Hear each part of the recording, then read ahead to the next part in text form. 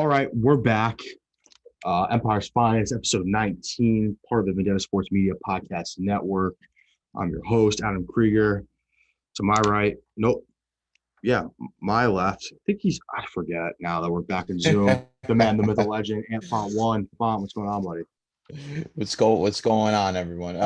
Yeah, we're here on Zoom again because I got the graveyard shift this week. So being in the studio is just impossible, but we still find ways to get you guys to show. I'm in a studio to an extent. I'm in the radio studio. So we're like 50% studio right now. Yeah, I mean, I guess we'll just do this off the top. Change of season, you got a new job. I'm in school still, so everything's changing. So every week is now just week to week. We're gonna obviously, if we're gonna be in the studio, we'd love to be in the studio. Just might not always work. I got wrestling season coming up, so that's a fucking gigantic change in my schedule too. But no matter what, we're gonna get you content. We're gonna try and record Wednesday nights, no matter what time it is, whether it's today we're recording 11 o'clock a.m. But we got to record at 11 p.m. or whatever the case may be. We're going to do it. We're going to try and keep recording Wednesday and get shows out Thursday. So just thanks for being flexible with us, sticking by us. I know the studio is nice and we like it too, but some it shows the show, so we'll just keep it running. And it is a podcast, and we're fully capable of doing it like this, so there's no reason not to. Busy week in sports. Busy week at the site. Seems like a lot is going on. Trey's back. Trey's back from Vegas. So, if you want to listen to that, you can listen to that some cheese. Jax was on this week. Pretty interesting show. I mean, we don't have to get too much into it because it kind of just came out, but it was a little. I wonder, who Trey's pissed at? I don't know. I couldn't figure it out. I actually have no idea. Couldn't figure it out. So I was trying to think of it, and I'm like, who pissed him off? And I was like, well, can't think of anybody. He wasn't even here. So yeah, I don't know who pissed him off. I don't know. So Vendetta's back. And actually where I want to start today. Wasn't planning on talking about this, but it kind of has been happening throughout the last 2 days. So we have a random group chat on Slack. It's it's where all of us less about sports, maybe a random topic that he wants posted gets goes in there, but it's more just like us shooting the shit, etc. This kid Scott sends us 2 days ago a post-it or something where it's a noise complaint from his neighbors downstairs. Now, maybe I'm in the minority on this, but the initial reaction from like 75% of Vendetta was, "Oh, you're a loud asshole. Like, be louder. Go stomp on the floor, etc." Now, Scott returned the post-it, and I think that's fair. That was all's fair in love and war. But then, they wrote back again saying that, he's still being loud. And I just wanted to, I kind of literally just said this in the Slack. I was like, Scott, like, don't be a fucking asshole. I don't know, like, there's levels to like being human. Like, you have to live with these people. Like, you go to school with them. Like, if all goes well, like you're gonna graduate and walk across the same like stage these kids in 4 years. Like, why are you gonna come in your first 2 months to be a dickhead and make noise and shit? Like, you can live with them. What happens next year, Scott, when they're living above you? Huh? You have an 8 a.m. class for the first time. So I just want to make sure. Let's just don't be assholes, everyone. We cannot be assholes, right? I was gonna say now this should be noted. I am not the role model that people should be following, but yeah, I told Anthony's idea was to fucking piss on his door. No, that was Alex. I didn't say that. Good. I just said tell them to kick rocks and thrive in negativity. Listen, I didn't tell them to piss on their door. If this is like at 7:00 p.m., you're getting a message that you're being loud. Like, all right, grow up. Like, it's 7:00, you're in college. But I would assume, like, at this point in the semester, like, if you're past syllabus week, you're well past syllabus week, you're probably at midterms. If you actually have work to do, like, if you're, I'm assuming Scott's in the freshman dorm. These kids are in college for the first time. They're a little bit stressed out. They're going away from their home for a second. Scott, maybe don't be an asshole. All right. And that goes for a chick too. Even you, Anthony, everyone telling me to be a fucking cocksucker. Just remember, like, what goes around comes around. You got a long 4 years, Scott. Long 4 years ahead of you. So Anything else? You want to double down on it? You lean into Oh, it. I gotta be the devil tear angel here, but well, I would say, like I was saying before. I mean, I was just like I just told Scott kick rocks. I mean, what are they gonna do? They're not gonna step. They're not gonna step to Scott. Listen, I can't see that happening. I ain't no role model, but also, never mind. Whatever. Don't be an asshole. Don't be an asshole. I don't think it's that hard to do. Um, yeah. Any assholes you know this week? Anyone you want to tell? Oh, last thing, we're talking about actual assholes, and I feel bad to lump Scott into this because we're just talking about him, but like, we gotta talk about Henry Ruggs. Fucking, Oh my ve- God. vehicular Oh my manslaughter, God. DUI. Listen, Awful. I'm not a fucking moron. I know the podcast numbers. I know our reach isn't crazy, but like, please do not drink and drive. It is never that serious. If you, I've said this before in our Slack, and I've said this to my friends, even just like people I've like just met. Like, if you drink and you have your car, literally call me. I will buy you an Uber home wherever you are. I don't care if I know you, don't know you. Don't drink and drive. You're gonna you're gonna change someone's life for the bad way. And this was the worst case scenario, and we hope it doesn't have to be like this. But like, Henry Ruggs, you're a fucking moron, dude. Like, you have millions and millions of dollars. Call a Lyft, get an Uber, do something. But Absolutely. even if you don't have Henry Ruggs money, just like, it's hard. It's not hard to not fucking drink and drive. Like, I don't know. That shit pissed me off. And PSA for the Empire Finest people, please do not drink and drive. Again, you can tweet at me, Adam Creer 1997, the show, whatever it is. If you need a ride and you can't drink, you can't drive because you've drunk, I'll Venmo you for an Uber. I think just fucking get home safely. Please don't kill anyone. This isn't like, fortunate for me. I'm not talking from personal experience. I'm just trying to avoid having to talk from personal experience. Don't drink and drive. Thank you.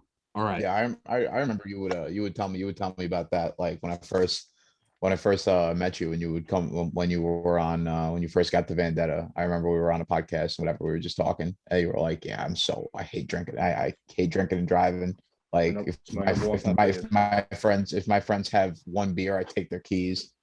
I mean, and listen, I am the driver usually, for a few reasons. I'm not a huge drinker, and I know it's like hard to say, like, don't be a drinker drive when you're not drinking, but like, if you have a group of friends, someone should rotate drinking and designated driving. Do something. Be smart. Protect your friends. Protect your family. Protect everyone else. This isn't a fucking vaccine PSA, but just don't drink and drive. All right. All right. Moving on.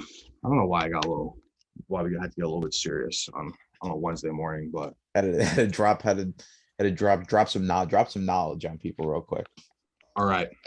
Into the sports world. The Atlanta Braves is the curse of Atlanta sports over.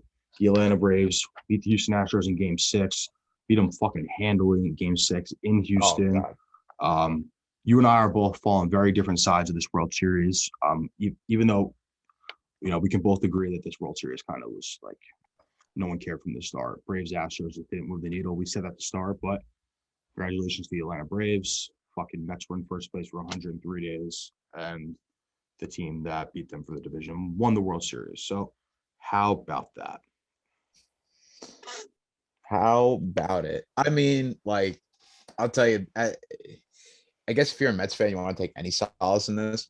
The Braves didn't do it with that same team that they had while the Mets were in first place. No, Like, but they had it's to even make a lot worse. of You know what moves. they did? Had fucking 8 of their I think all of their runs, or most of their home runs from the World Series, came from trade deadline acquisitions or in-season Oh, came from all acquisitions. guys. I got it. Yes, Right, that I did. right. So Jorge like, Soler, Soler, Jock World Series Peterson, and MVP, Eddie Rosario, Eddie LCS Rosario. MVP. Like, all these guys were not on the team in April 1st, May 1st. So Jock Peterson, They wouldn't be. even though he had a They would quad not World be. Series, right? They And would not be where they are right now if, honestly, if Acuna didn't get hurt. I know it's like fucked up to say, but that's the only reason that they made moves, was because Acuna got hurt, and they're like, we got to fill the void, and them filling the void actually ended up putting them over the top. yeah, but they could have used the Acuna injury to say, you know what, like, we're folding. We don't have our best player, arguably Yep. one of the best players in baseball. We're not going to continue the season. Ozuna went down. he didn't go down. He had his own fucking issues early in the year that he's off the team. Like they had a lot of spots to fill, but they could have easily thrown it in, and they did not throw it in. They leapfrogged the Mets, they leapfrogged the Phillies, and they won the division, and then they won the World Series. So I mean, as an organization, great for them.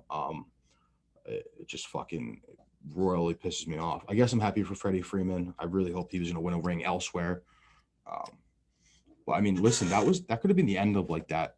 That probably is the end of that Astros era of their dominance. Oh, 100% Five straight because LCSs. Correa's leaving. No, Dusty Baker's future is up in the air. No one knows what's gonna happen in Houston, but fucking Braves win the World Series. It's shitty. yeah, well, congratulations to them. And is the Atlanta curse over? No, Probably not.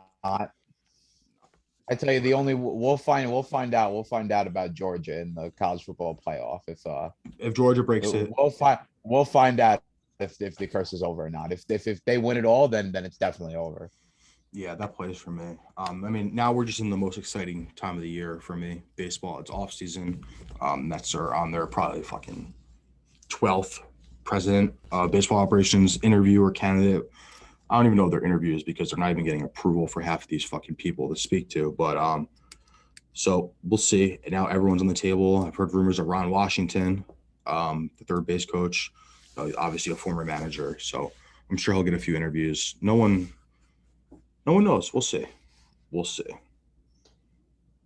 Oh, Yeah, last thing on the Mets before fucking we move on because no one really cares about the Mets at this point. Next week we'll care about the Mets, but this week I'm just so sick of big baseball media, like Buster Only. They ripped the Mets for letting go of Zach Scott. oh yeah, I seen that. They're ripping the Mets for that. I don't. Meanwhile, like I don't want to everyone hear that. forgets That's about so like a 12 years ago, however long it was, the Wilpons fired a woman because she was pregnant and not married. Yeah. Yeah. So where was big baseball media then? Where was John Heyman, Buster Only, fucking writing their columns about how the Mets were incompetent back then? They wait until we get the richest owner in sports to do this shit. Like, fuck off, dude. Fuck off. Like, I thought that was one of the dumbest things I've ever seen by Buster Only before when because he was talking about how they should have just put him in like a less spotlight type role. They shouldn't have fired him. But the guy was literally just your interim GM and he got caught for a DUI. I mean, like it's like you were and the barely only giving him a reason chance he was to begin even with. able to be an interim GM was because of the fucking people that were hired above him. All were Theo's guys, all from that like locker room, like boys club Yep. mentality. And you're not getting Theo anymore. So why do you need Theo's people in the front office? It's not enticing him to come over. If it would have done it, he would have done it. If Theo would have came, Zach Scott probably would still have a job. And what Buster Only or whoever else fucking wrote their column would have shit on them for keeping them. So at the end of the day, it's just an endless circle. I'm not one of those guys where like, oh, the media hates my team, but I just don't get why like baseball media is so out to get Steve Cohen. It's been one fucking year. Like he paid one SEC fine. Boo hoo. Boo hoo. Just because he has more money than you, like cry me a river. Cry me a You know what? fucking river. It's just like I don't know. For some reason, big like the national baseball media, they just never want to let like the Mets joke die, and it's just like maybe maybe it's time to just like let it go. I mean, in all reality, the Mets are not the same Mets that we've grown up with. Been they've been to a World Series. They've been to the playoffs at least twice, three times. At least twice. They got they got. I mean, listen, man, they got the best pitcher in the game. They got one of the best players in the game. They got a lot of entertaining position players, and now they got a billion-dollar owner who is trying his best to turn the franchise around. I mean, like maybe it's time to just like lay off him a little bit. I hope so. It's whatever. It's one of those times, and we're in the off season where like baseball, there's going to come up with stories, and I'm sure there'll be another story about the Mets, they're going to be in headlines because they're one of the bigger jobs in baseball this season, so we'll figure it out. But speaking of perennial joke organizations, we're going to skip ahead of a topic that the New York Football Jets. The New York Football Jets. He's You know, they're the Mike White. punching bag, the butt fumble. It still gets referenced once a week on ESPN. You know, Rex Ryan still doing interviews asking about that. Mark Sanchez can never live it down. The New York Football Jets welcome the number one team at the time in the AFC, Cincinnati Bengals. Mike White, starting quarterback. Zach Wilson's out. They trade for Joe Flacco. He don't even play, which, you know, we talked about that a little bit last week. Don't get me fucking started on Joe Flacco. But Mike motherfucking White, baby. He's Mike Shoves it White, down, man. He's Mike White, man. fucking shoves it down the Bengals. And the Jets have 2 wins against the Cincinnati Bengals and the Tennessee Titans, the only team in the AFC East to beat 2 opponents over 500 with the record over 500 until the Patriots beat the Chargers in the 4 o'clock window. But that don't count. Now, what does this mean for the Jets? Who the fuck knows? You know, now I don't know if it's real, but like I'm seeing a little bit of like back and forth. I'm like, oh, is Zach Wilson really the answer? Like, yes. Mike White is not the answer to the Jets franchise. He had 1 game. It was cool. You know, I forget who said it, but someone said it best. It's that game happened because no one knew what the fuck Mike White, who he was or what he was going to do. And Yeah, now exactly. that there's film on him, There's that nobody has he's has never, any scouting yeah, on him. you know, he was Well, the now they do. So AFC Player of the Week. Now, you know, he ain't gonna have a 400-yard game again. I can promise you that. I am happy for the Jets. I'm happy for Salah. I'm happy that they're winning. You get a little bit of a taste of winning, and hopefully the losses make it that much more bitter, so you get better. But I mean, I don't know what to think of the Jets, and we're gonna debut our power rankings in a little bit. But I mean, we all took the Bengals in the pick 'em. oh yeah, no, I had the Bengals in a parlay that would have hit if they would have just not even took care of business. It was the last drive because I remember in the parlay I took them. I bought them. They were at 10.5 and I bought it down to 10 and they were I think they were up they were up 4 or something. And then it was just total collapse, like absolute collapse. They threw the pick. Joe Burrow threw that pick where your D lineman kind of just like jumped up in front of his face and just like with all 300 pounds of a man just sucked the ball into his stomach. Yeah. It was a little upsetting for me. I was sitting there and I'm going, I can't believe the New York Jets just came on. Yep. I mean, it's really unbelievable. It's truly unbelievable. There's 2, you know, there's 2 wins on the schedule. It was not going to be the Titans and the Bengals at this point of the season. At least, you know, the Bengals before the year, no one really knew what they were going to be. But for whatever reason, now, who knows? Before we finish up with the NFL and really dive into it and even do our power rankings, college football playoffs came out on Monday, I think. Yeah, Monday. Or Monday or Tuesday or whatever. Top 4, Georgia. Obviously, no one had any question. But after that, things were gonna get weird. And how weird? Well, Pretty damn weird. Let me tell you. I just think they got it flat out wrong. The rankings go Georgia 1, Bama 2. Who's 3? Michigan Oregon State and or Michigan. Yeah. Oh yeah, Michigan State and then Oregon's 4, Ohio State 5, and Cincinnati 6. Now, no one thought Cincinnati was be in the top 4. You know, their wins have not been their wins the last 2 weeks have not been convincing enough to put them in that top 4, especially when you're playing that middle tier. But Alabama being at number 2 after losing to unranked Texas A&M, what the hell is that about? Like, what are they saying? What are they? That's just flat out undying respect for Alabama and nothing else about it. It's like But do they deserve it this year? To be number 2? No, I thought that they would have been 4 or 5. To be quite honest with you, with these first rankings coming out, I thought they would have been 4 or 5. You could have given me 4, and I would have accepted it. If you would have given me, you know, Georgia, Michigan State at 2, because that was a hell of a game last week. And then, you know, the rest is kind of, you can fill in the blanks. But Oregon, we'll see if they're there come the end of the year. But I mean, it just we're setting ourselves up for an insane SEC championship in the college football playoff. I think there's no way Cincinnati gets in at this point. Now that, especially if they're on the outside. No, being at number 6, they would need a lot of people in front of them. They They, need a lot of people in front of them to lose, and they need a lot of people behind them. Like they need Notre Dame to like start blowing teams out by 4. Like now they need Notre Dame to start doing good because yeah, they need that win to look better. exactly.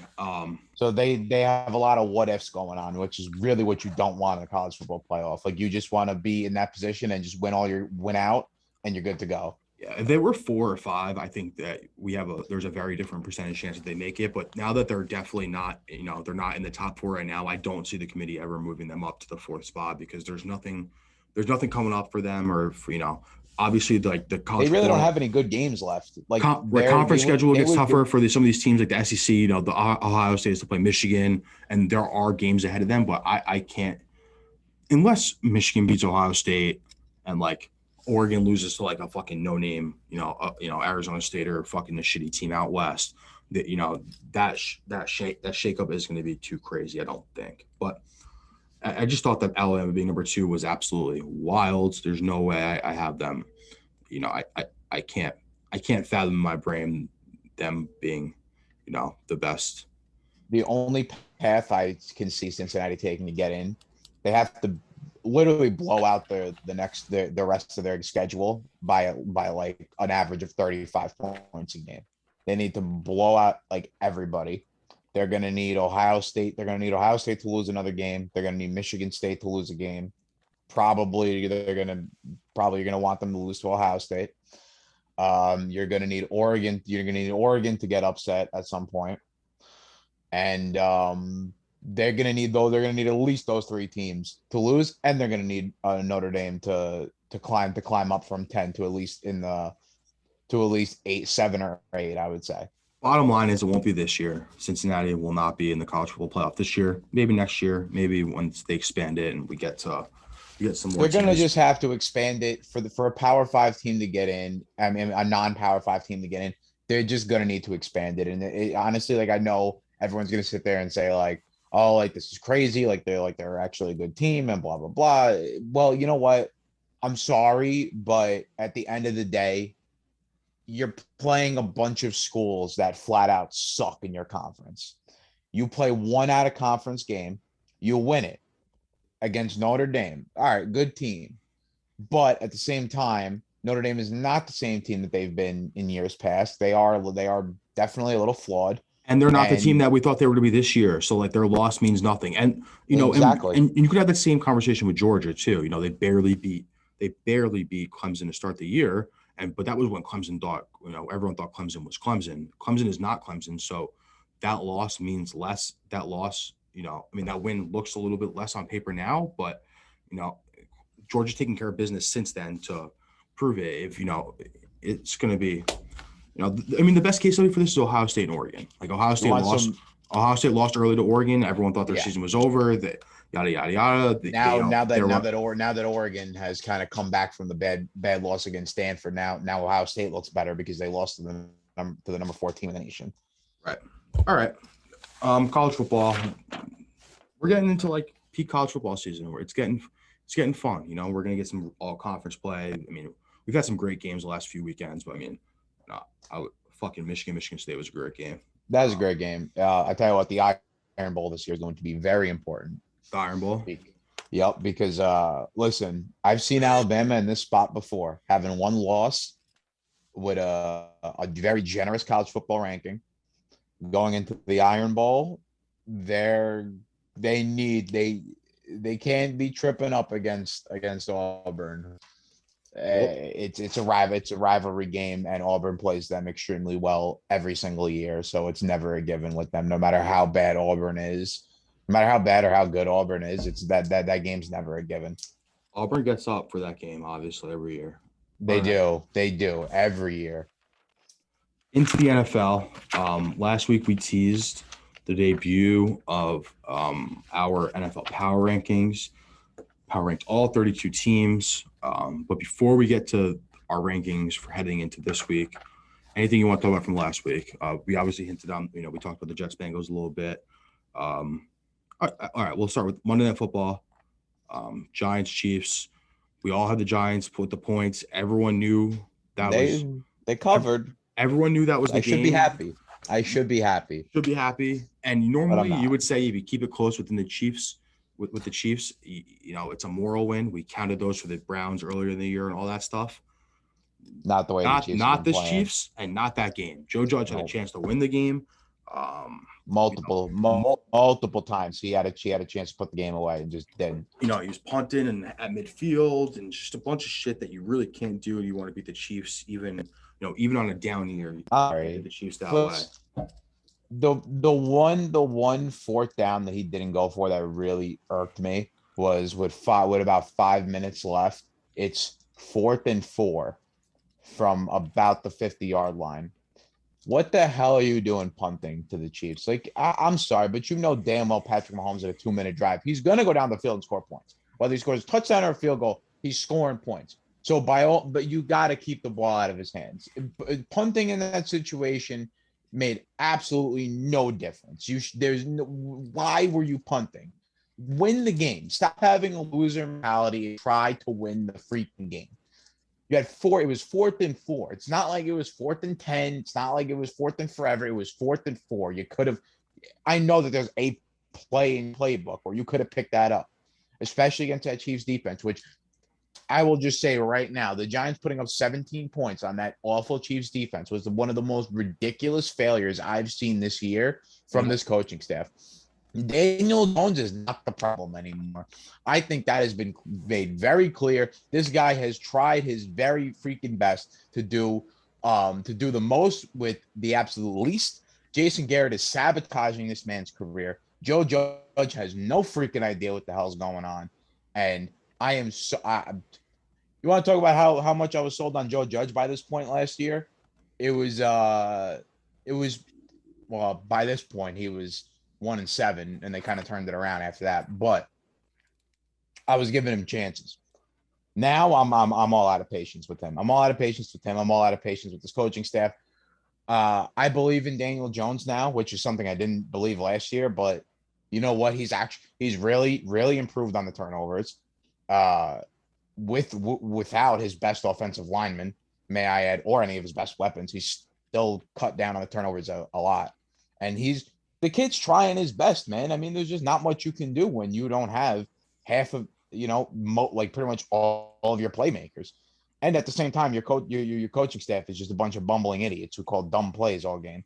I think Joe Judge has one. He has one like bullet left in his chamber to keep his job because, first of all, coming into this year, I would have told you that Joe Judge had at least this full season and then next season before he was in a hot seat. And part of me does think that, and I think that even if he is it has to be a disaster. We will still have the bus this year for him to not keep his job back, but he's got one bullet left in the chamber, and that's having Jason Garrett as offense coordinator.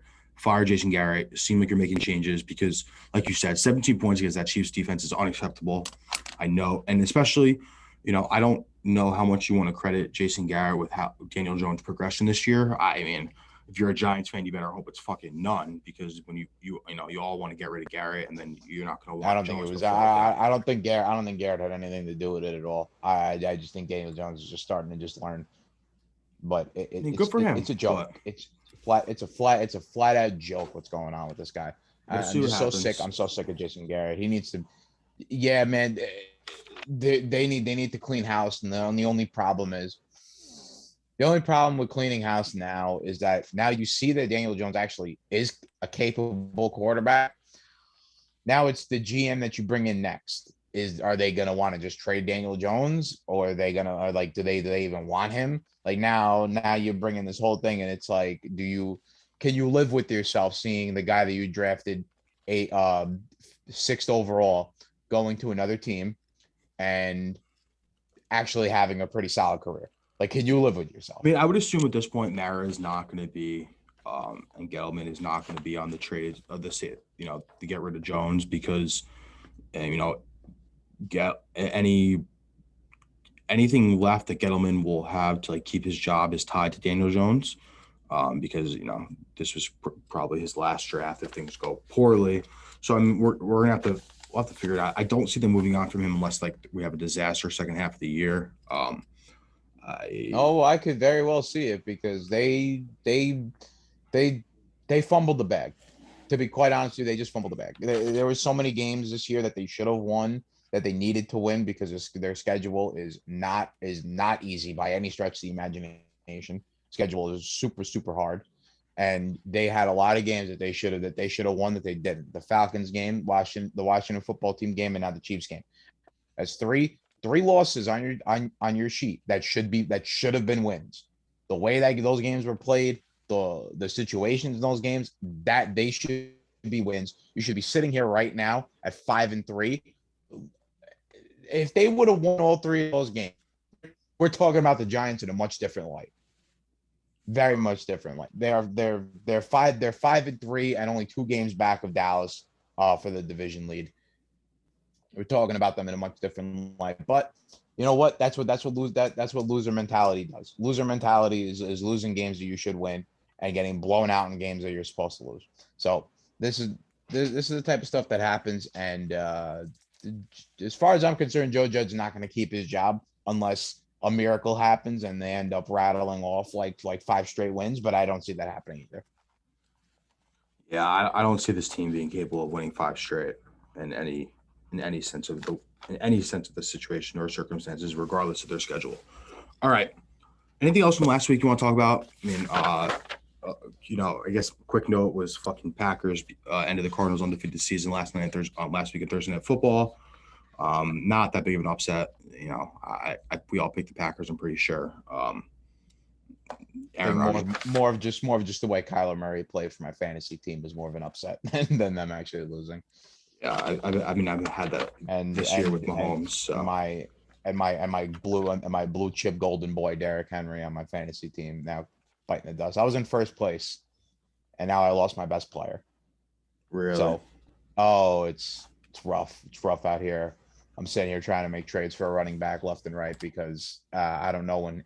I'm holding out hope that he can come back at some point this year, hopefully for the fantasy playoffs. But at the same time, I'm also out Clyde Edwards-Helaire as well. So I got my RB1 and RB2 from the draft sitting on my IR, and I literally don't have a 4th running back right now. I mean, on the Henry discussion, I mean, at this point, the Titans kind of look like they're going to be, around for the playoff time. And especially, aside from the loss from the Jets, they've kind of taken care of business when they should have. So, I see them being, a playoff team. And then in that case, they're not rushing Henry back for a regular season game, AKA fantasy playoffs. But unless it's got seeding purposes. Yeah. Like I'm hoping that they're like that at that point they're vying for like they're trying to jockey between the 2nd and 3rd seed in the AFC. Because it's very doable. The AFC is not as strong as it used to be. The NFC is way stronger. Yeah, it's a perfect transition because we're gonna debut the power rankings right now. We'll go I think we're gonna list all 32 right now. We don't have to talk about them all, and then we'll have them, and then we'll go. And then next week when the teams move, we get new rankings. We'll talk about why they moved, etc. So this week we're gonna do all 32. Wow, how do you want to do? I'll just go first. I'll list mine. We'll go 5. We'll go 5 at a time. We'll go from there. All right, cool. My top 5. Number 1, no question, Buffalo Bills. They're the best team in the NFL right now. Covering double. We're disagreeing up top. I love it. Yeah. Already. I love me some Bills too, but there's. I think they're far and away the best team in the AFC. And yeah, so I'm gonna go. So my top 5 are Bills, Rams, Packers, Cardinals, Cowboys. Okay. Now we are completely different on this, which is good. I'm very happy that we're so different on this. I got my number 1 as, and it goes in this order: Packers, Cardinals, Rams, Cowboys, Bills. I got the Bills at 5. Packers, Cards, Rams, what? Rams, Cowboys, Bills. So you don't think the Bills are a top 3 team in the NFL right now? Right now, I'm just who have they beaten? I mean, the Packers beat an undefeated Arizona team in Arizona. I mean, as far as I'm concerned, I think the Packers are easily the best team. Their one loss looks so much better now because of how well the Saints have actually done since then. But does it? All right. I think it looks much better. I think it looks much better, especially since the Saints beat the Bucks. That loss looks a lot better now. Okay. Um, I love the Bills. Don't get me wrong, but I need to see the Bills, beat somebody worthy of note. Obviously, a couple weeks ago when we thought the Chiefs were still good, yeah, but we've clearly seen since then that the Chiefs are only putting up 20 points on the freaking Giants, so they clearly are not okay. Everything is not right in Kansas. all right. Give me your next five. We have the same five teams, just different order. So we're Yeah. close enough. All All right. right. I'll give you the next Give me five. six So through 10. six through 10.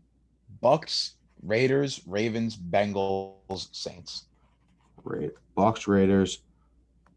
What was it? Bengals, Ravens, Bengals, Saints. Ravens, Bengals. Yeah. Okay. So this is where I was having issues. I don't know what to think of the Raiders.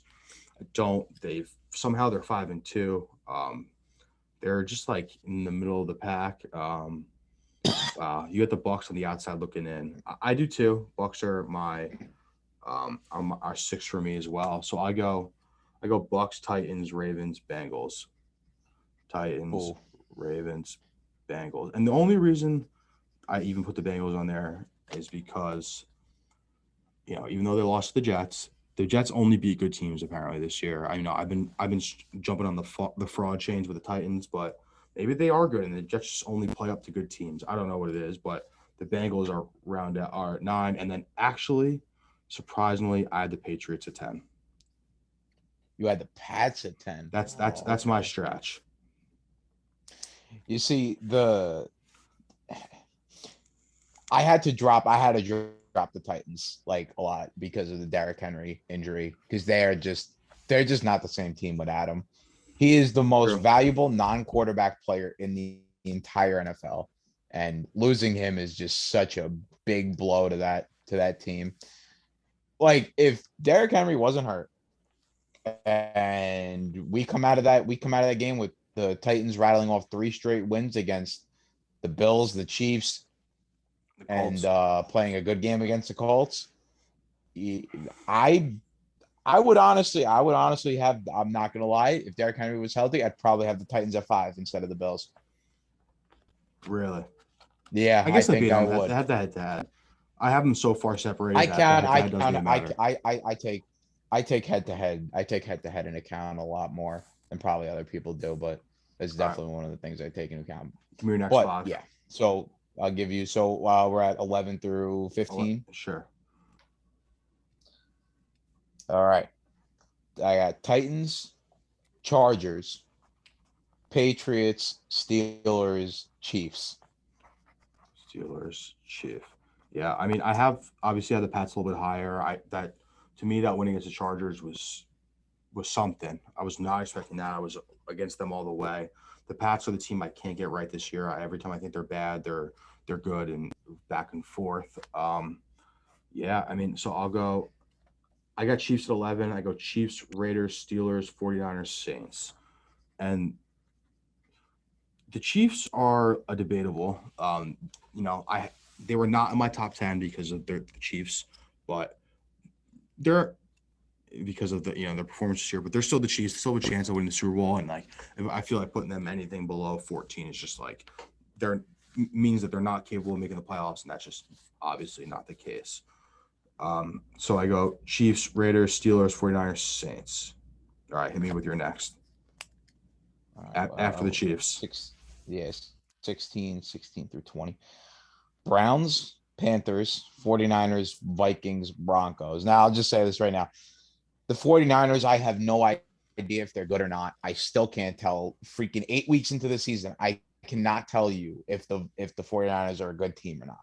Because just when I think that they're going to be good, they they lose that game to the Colts at home, which is just bad. You just can't do that. Like even with Jimmy G coming back, this offense is still just like hit or miss. And what happened to the Niners defense, man? I mean, like last year was easily excusable because they had a ton of season-ending injuries, but I just don't know what happened to this defense. Like they're just not lighting it up like they used to be. I don't know what's going on with them. So I don't know if they're really even good or not. That's why I got them. That's why I got them at 18. I and the Browns. Listen, the Browns got a ton of trouble right now. That's just Browns are in trouble. That's all you can say. the Browns are just in trouble. I don't even. There's really not much else I could say to defend them, but they're just in a world of trouble at this point. So. All right. Then I got. So we're going 19 on. I got Colts. I'm just gonna read the rest of my list. The bottom after 20. 20 goes Browns. Then goes Browns, Broncos, Vikings, Bears, Giants, Falcons, Eagles, Washington football team, Dolphins, Texans, Lions, and I'll just we don't have to go too much into this since the bottom, but the Lions not even being able to put up a fucking fight against the Eagles was by far the most disgusting performance of the week. Yeah. I had Eagles. I mean, I had the Lions a million ways, and that's on me for betting on a fucking team that can't win a football game through October. But fuck the Eagles, dude. I'm so wrong on them back and forth. And then, but they were in a dog fight for that last spot with the Texans because the Texans did not trade Deshaun Watson. Their only valuable asset that they have, they're fucking, and I don't even know what's going on down there. But it was a close battle for that last spot. But the Lions kicking a sad field goal or whatever the fucking score was disgusting. Yeah, we have the bottom three exactly the same. So before you do that, I just want to talk about the last. Yeah. So it goes for me. It goes Giants, Falcons, Jets, Eagles, Washington football team for those like next five. But if the Falcons game, the London game, is just going to haunt me because that would give the Jets team a third win. The Falcons would be moved down. And that's the only reason why the Falcons are even ahead of the Jets because they had. But I mean, Eagles. And if the Giants would have just beat them at home, would getting a turnover with 4 minutes left in the fourth quarter, which pretty much 90% of the NFL would win that game, except the Giants because we just find ways to lose. But all right, close out your list. We'll do some picks and we'll get out of here. Yeah, I'm gonna close my list out. All right, let's see.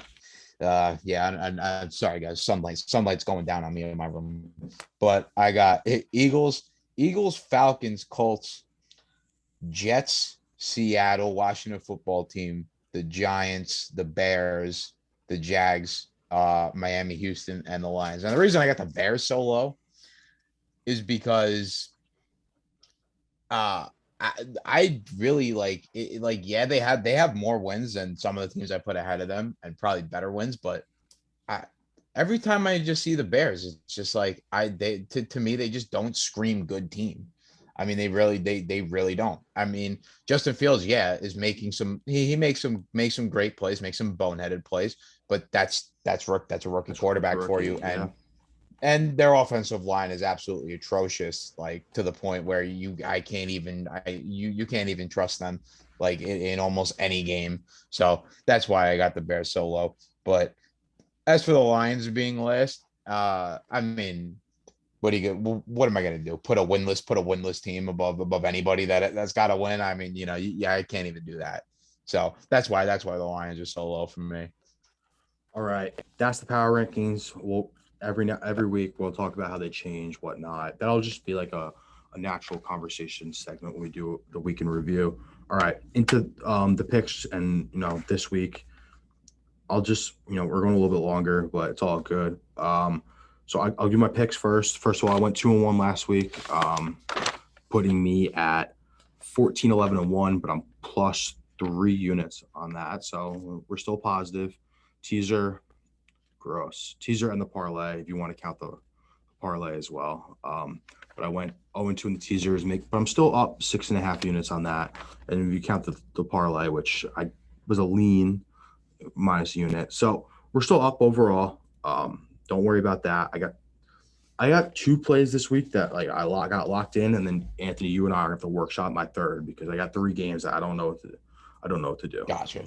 All right. So the first, and then I got my teaser. First one, we're doing Chargers -2. That team was too good to me to lose back-to-back games. They need to get right. They need to get right this week. They really do. I got them laying 2. And if they're a real team, they're going to win that game. So I'm not worried. I'm going back to the well on this one. Bills covering -14. I'm a little hesitant about these double-digit spreads, but the Bills came through for me last week. I think every double-digit spread last week covered favorite. I think, except the Jets Bengals. Yeah. So I think you're right about that. Keep that in mind. All right. So those are my 2 I got locked in. And then, all right, Anthony, here are the 3 that I'm question marks. Giants +2.5.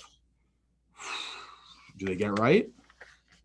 Okay. Bengals -2.5. Do they get right?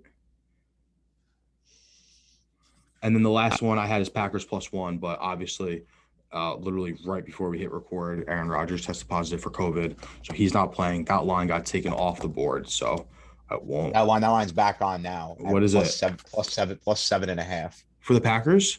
Yeah. All right, never mind, Anthony. I'm taking Packers +7.5. I don't care about Jordan Love. Yeah, I figure regardless of Jordan Love or not, they still have Devontae Adams. And that's fine.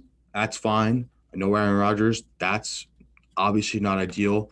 The Chiefs, under 0 circumstances, should be a 7-point favorite against anyone. Packers +7.5. Lock it in. Those are my 3. And then on my teaser, I'll do this quick before we get out, and then we'll do what he's got. Ravens +0.5, Bills -8, Chargers +4, Rams -1.5. That's +250. So that's 100. Bet 100, you win 250. That's the teaser. 1 teaser, 1 winner this week. We're getting back on track. Font, what do you got for me? Oh boy, I got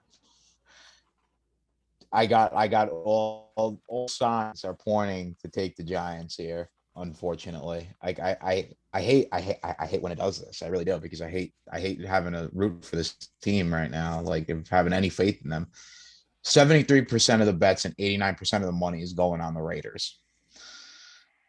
You got a East at a 1 o'clock window, and you got a ton of sharp movement going on the Giants. I'm talking like a lot of sharp movement going on the Giants. And yes, West Coast going East Coast, 1 o'clock window. And we all know how teams in that spot perform. I think we're gonna take. I think we're gonna take the Giants at +2.5 or +3, wherever you see it. Especially, well, if you see +3, I would definitely take that. But also, I give you another game that I'm feeling great about. Oh, ooh. Dak Prescott's back. The Cowboys have still yet to not cover a spread. They're 7-0 against the spread. Take the Cowboys -10 against the Broncos, who just traded Von Miller and basically just waved the white flag on their season. It's a big number. It's a big number. I think they'll cover easily. Dak Prescott's back, and they're going to score a crap ton of points. All right. That's going to do it for this week's episode of Empire's Finest. This was episode 19. Yep, 19. Week 9 of the NFL season. Hopefully we get some winners. Gamble responsibly. Don't be an asshole. Let's go Mets, maybe. Let's go Mets, maybe. Question mark. And yeah, good luck with your Sunday. Hope you find some winners.